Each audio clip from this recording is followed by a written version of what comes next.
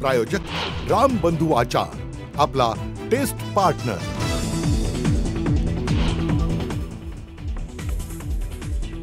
उपराष्ट्रपती पदाच्या निवडणुकीत महाविकास आघाडीच्या खासदारांची मतं फुटली। ठाकरेंच्या पक्षाची 5 तर शरद पवारांच्या पक्षाची 2 मतं फुटल्याचा एनडीएच्या नेत्यांचा दावा।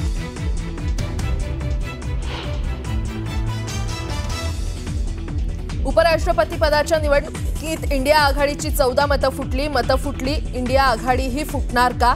राजकीय वर्तुळात जोरदार चर्चा।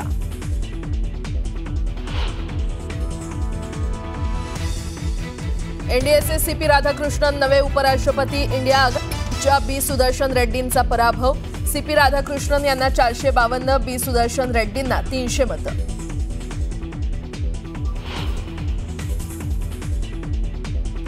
ठाण्यात सत्ता आणायची असेल तर रावणाच्या अहंकाराचं दहन करावं लागेल। वनमंत्री गणेश नाईकांनी फुंकलं ठाणे महापालिका निवडणुकीचं रणशिंग।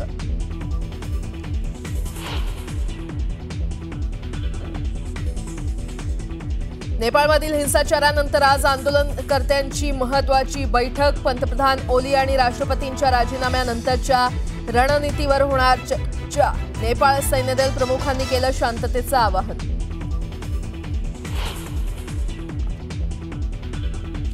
नेपाळचे पंतप्रधान केपी ओली शर्मा यांचा राजीनामा, तर नेपाळचे राष्ट्रपती रामचंद्र पौडेल यांनी दिला राजीनामा। आतापर्यंत 23 आंदोलकांचा मृत्यू, शेकडो आंदोलक जखमी।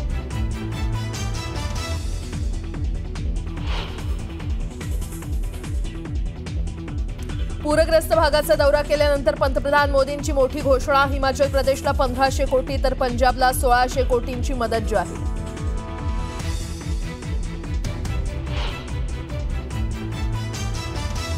आणि आशिया कप स्पर्धेत भारताचा सलामीचा सामना आज यूएई विरुद्धात। विजयी शुभारंभ करण्यासाठी टीम इंडियाचे शिलेदार सज्ज।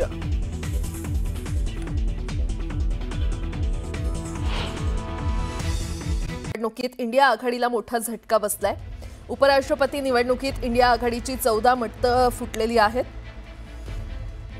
शिवसेना उबाठाची 5 तर राष्ट्रवादी शरदचंद्र पवार पक्षाची 2 मतं फुटल्याची सूत्रांची माहिती आहे। तर राज्यातील महाविकास आघाडीच्या खासदारांनी राज्याच्या माजी राज्यपालांना मत दिल्याचा मोठा दावा खासदार नरेश म्हस्के यांनी केलाय। महत्त्वाचं म्हणजे यात शरद पवार आणि ठाकरेंच्या पक्षाची जास्त तर काँग्रेसची कमी मतं फुटल्याचा दावाही खासदार नरेश म्हस्के यांनी केलाय। त्यामुळे आता या मतफुटीनंतर इंडिया आघाडीतही फूट पडणार का असा सवाल विचारला जातोय।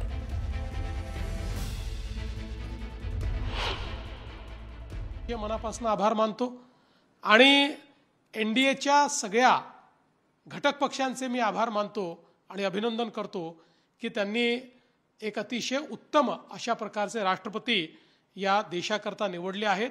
मला विश्वास आहे की श्री सीपी राधाकृष्णनजी यांच्या उपराष्ट्रपती पदाच्या काळामध्ये त्या पदाची गरिमा वाढवण्याचं काम ते निश्चितपणे करतील।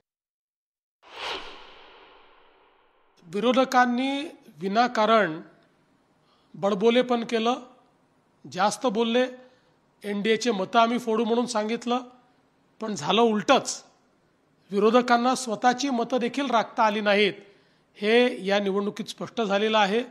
विनाकारण काहीतरी वातावरण तयार करायचं आणि मग तोंडावर पडायचं अशा प्रकारची अवस्था विरोधकांची आहे। आणि आता एक मोठी बातमी, इंडिया आघाडीच्या 315 खासदारांनी मतदान केलं। जयराम रमेश यांनी ट्विट करून ही माहिती दिलेली आहे। मग इंडिया आघाडीची 15 मतं कुठे गेली?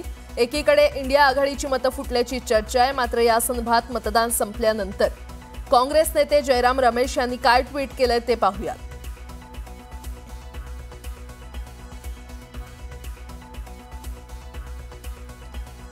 तर इंडिया आघाडीच्या 315 खासदारांनी मतदान केलं असल्याचं ट्विट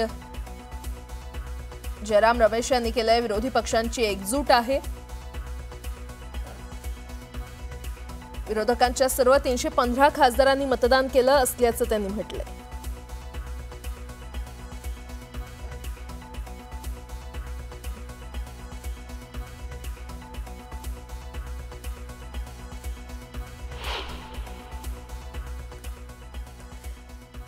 तर इंडिया आघाडीची 14 मतं फुटली असा संशय व्यक्त केला जाते। एकूण मतदान किती झाले तर 767 मतदान झालं, त्यामध्ये 15 मतं ही अवैध मानली गेली आहेत आणि 752 मतं ही वैध होती।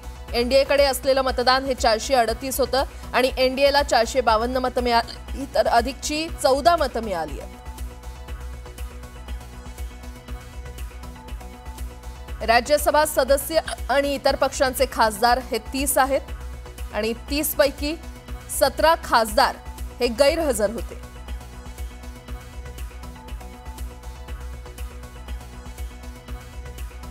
आणि त्यानंतर उरलेल्या 13 खासदारांची मतं ही एनडीएच्या पारड्यात पडली का असा प्रश्न उपस्थित होतोय। इंडिया आघाडीचे एकूण खासदार हे 325 आहेत आणि इंडियाकडे असलेलं मतदान हे 315 आहे। मात्र इंडिया आघाडीला मिळालेली मतं फक्त 300 होती।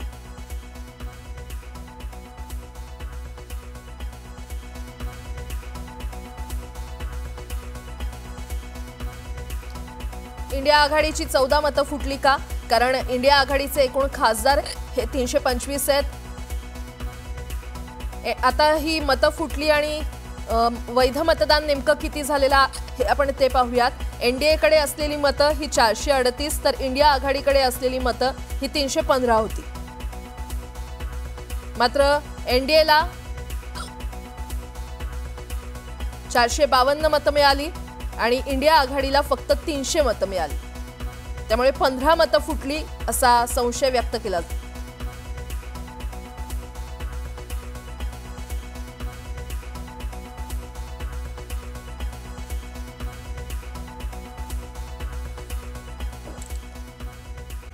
आहोत सकाळच्या महत्त्वाच्या 100 बातम्या अतिशय वेगवान स्वरूपात सुरुवात करूया।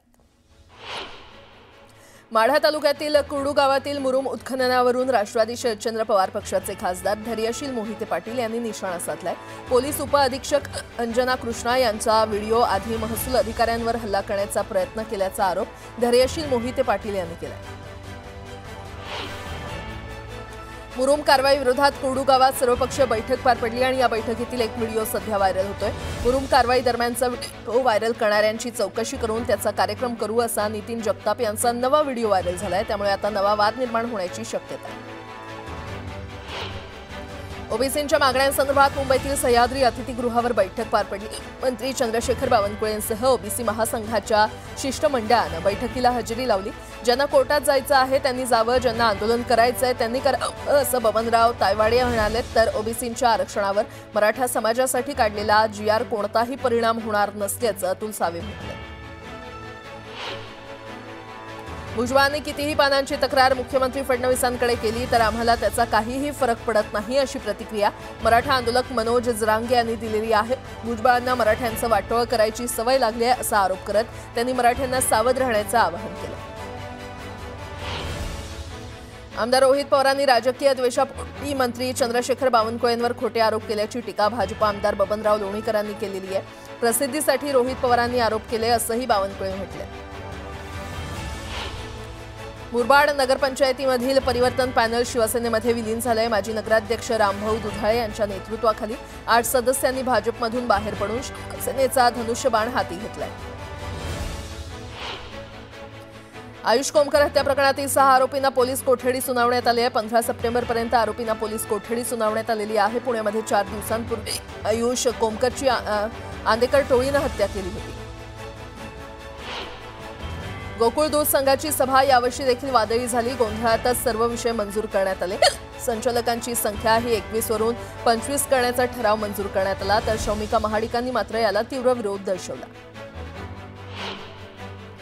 मराठा आरक्षणासंदर्भातील जीआरची अंमलबजावणी करण्यास थोडा कालावधी लागेल हे मनोज जरांगेंनी समजून घ्यावं अशी विनंती राधाकृष्ण विखे पाटलांनी केली आहे। तर कोणताही दबाव सरकार नव्हता, विचार करून निर्णय घेतलाय, त्यामुळे भुजबळांना भेटून त्यांचा गैरसमज दूर करणार असं विखे म्हटले।